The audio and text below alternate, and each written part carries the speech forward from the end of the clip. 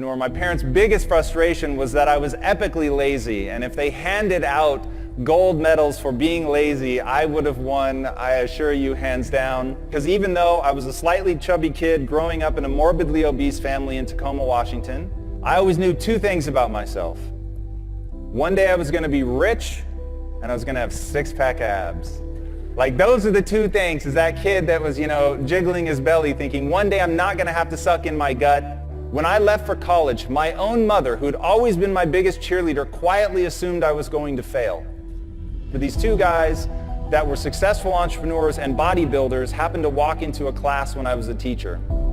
And they were just starting a technology startup, and they said, hey, we need a copywriter. Why don't you come be a copywriter? And so I was just young enough and just dumb enough, and I went all in. They literally put me in the room with all the computer servers. But starting from there, I knew I could wow people because I was willing to grind it out. And we all have a superpower, and my superpower may be the willingness and ability to endure suffering. I had suffered a lot. I hadn't taken a day off in like 6.5 years because I was so hell-bent to get rich.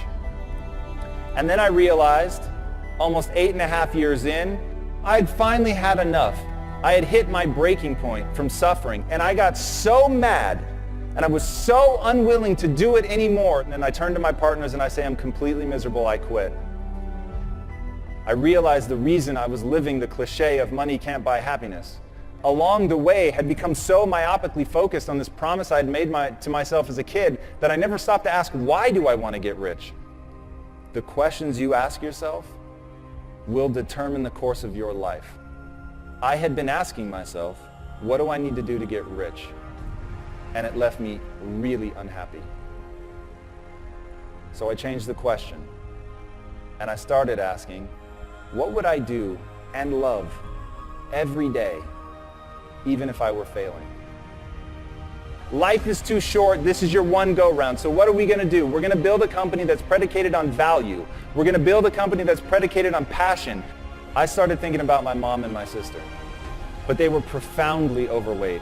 I started thinking about my uncle who ate himself to death when I was 12 years old, and how much that scared me, and it made me sad. And it made me sad to see that there were millions, if not more than 1 billion people that were in the same kind of abusive relationship with food that my mom and my sister were. So I said, I don't know if it's a big business, but I know it's a big problem.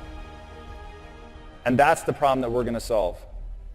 And so we decided to build a totally new kind of company. We started Quest Nutrition in 2010, just as we were coming out of the Great Recession. I was wearing a hairnet and a lab coat every day, and my employees were former gang members, ex-drug dealers, felons. We were in Compton, and we literally told everybody in the neighborhood, I don't care if you've been convicted of a crime. I just want to know if you're willing to bust your ass to change your life. And if you are, you're going to get an interview. And I'm not going to ask for your resume. I don't care about your resume. Your resume tells me where you've been. It doesn't tell me the price you're willing to pay to become somebody new.